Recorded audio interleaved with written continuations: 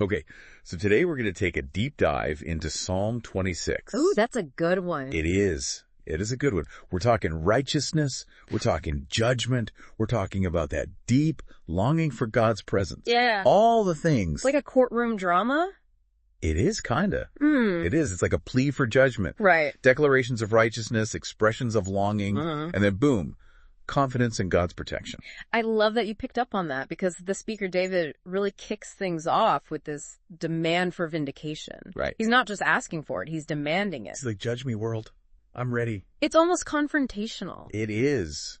What do you make of that? I think it highlights that universal human need to be seen as righteous to have our integrity affirmed. Yeah. And in David's world, this vindication was deeply tied to divine judgment, Right. to being declared right in the eyes of God. Okay. But you see this same desire play out today, don't you? Oh, yeah. We all want to feel justified. Sure. To know that we're on the right side, even if we don't always phrase it in those terms. I was going to say, I mean, how many people have you seen on social media who are demanding to be heard and seen and recognized? Absolutely. But then David doesn't stop at just claiming to be righteous. He lays out his case Yeah, he does. with specific actions. Yeah. Avoiding bad company, rejecting wickedness. It's like he's saying, look, I'm not just talking the talk, I'm walking the walk. Right. So what's interesting here is this focus on actions. Right. And, in many ancient cultures, outward actions were seen as the truest reflection of inner character. Right. It wasn't enough to just claim to be good. Right. You had to live it out in your choices, in your relationships. Yeah. And that's something we can still connect with, isn't it? Absolutely. The idea that actions speak louder than words. For sure. And then there's this line about rejecting those who are always ready to do wrong or offer a bribe. Mm-hmm. I mean, it feels so relevant to what we see happening in the world today. Absolutely. It highlights that true righteousness isn't just about personal piety. Right. It's about standing up against corruption and injustice.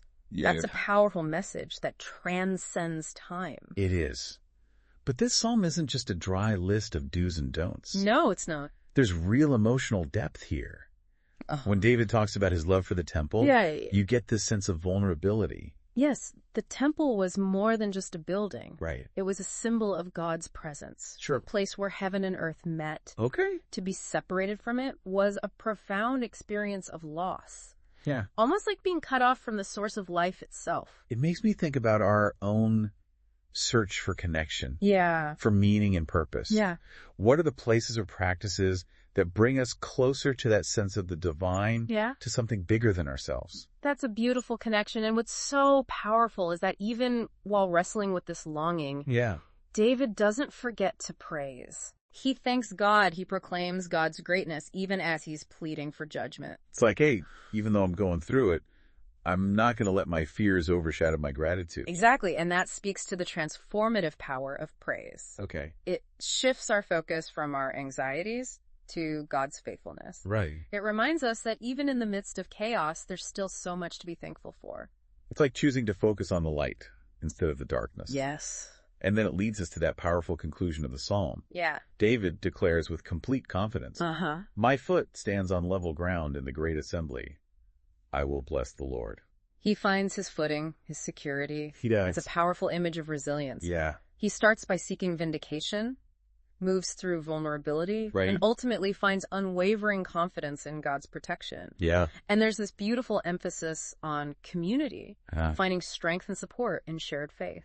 So we've journeyed with David through his plea, his doubts, his fears, We have and arrived at this place of unwavering trust.